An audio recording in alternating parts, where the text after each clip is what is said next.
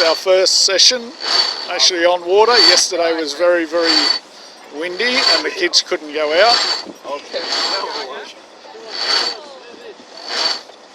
Big pulls, Elijah. Really well. Oh, good thing it's strong, buddy. Okay, now we're going to put it back a bit. Back a bit.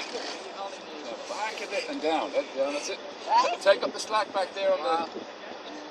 Well done. So Zach, we're out sailing today.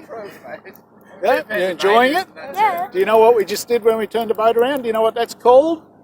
I don't know. It's called tacking. Oh, like the tails. That's the And you're very lucky because you've got a very special spot because you're sitting up here on our bow in Southport. First time out in Southport sailing this season. And you've got Miss Lisa here with us. Hello. All the way from Melbourne. Yes. She's one of our volunteers in Melbourne, doing a great job, getting to see how the New South Wales team work in sunny Queensland. And we're all freezing. Right now. Someone's beaching over there. Yeah, oh, that was a pretty intense... It's taking